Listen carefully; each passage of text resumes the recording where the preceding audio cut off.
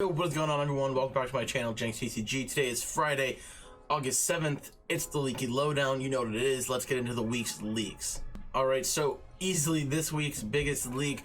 We got Mismagius and Bellelba banned in both Japan and in the US and everywhere else. This is going to take effect on August 28th, and this is huge because this is the first time that cards have been banned in the standard format in a very, very long time. This is crazy, and this is Pokemon's reasoning for banning these cards. It says control and mill decks that try and discard all of the opponent's cards from their deck. They have a place in the TCG, but they have become too powerful. The play environment is just less enjoyable. And then they basically just go into why Bellelba is an unfair card, and then they say hand destruction decks can be similarly unenjoyable to play against consistently when they achieve their goal. And that's where Mismagius comes in, because you can pop it, do the ability, reset stamp them, and then they just have no hand. So very interesting. Both Mismagius and Bellelba are banned. So it's about time that some of these cards get checked up on. This followed Japan's ban of these cards, and really just a couple weeks later, not even that, they're banned in our format. So very interesting to see. This is a huge news. It's going to take effect on August 28th. It's going to be super important for that post-rotation format. Yeah, this is kind of crazy.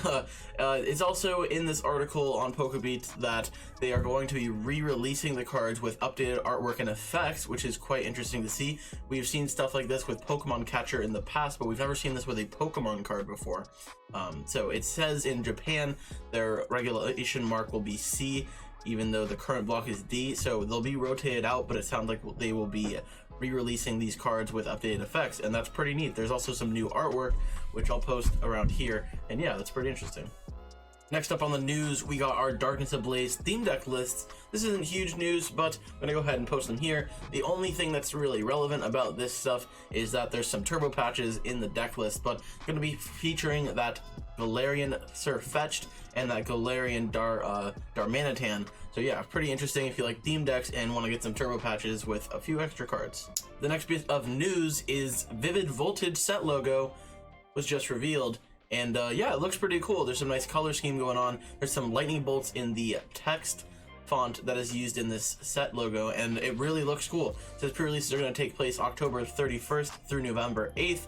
With the state that the world is in right now, not too sure if that means public pre-releases, but that's just what it says on the article. And then the set will have an early release date of November 9th for those extra stores that host pre-releases, and the street release date of the set is going to be November 13th.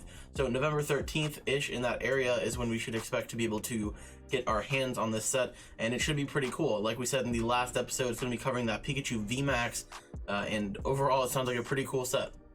If you guys watched the last week's video, you know that there was a ton of product-based news in that episode, and here we have more product news. There's going to be another Champions Path V-Box that's going to be coming out alongside those other V-Boxes, $19.99. We don't actually know what's in it, but more Champions Path products. It's going to be a huge product-based set. It's going to be crazy, great for collectors.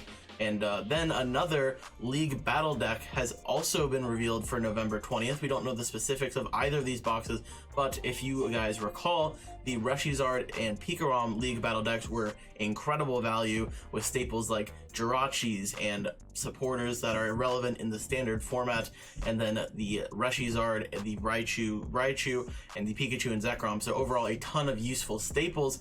And yeah, honestly, I'm all for more League Battle decks. They are super good, and they are great for getting new people into the game competitively. So yeah, more product to come. And the last bit of news for today is about a movie that's going to be releasing in Japan on December 25th called Pokemon COCO, which this is pretty interesting. I'm not sure if that's the official name, but the movie features a boy named COCO who was raised as a Pokemon by Zarude, who is one of those new Pokemon that was released. And it also features a shiny Celebi. So interesting news, always cool to see Pokemon movies coming out. And yeah, so if you enjoyed this week's news, I know it was a short one. Thank you guys so much for watching. Be sure to hit that like, comment, subscribe, and I will see you all next week for another post-rotation deck profile. See you guys there.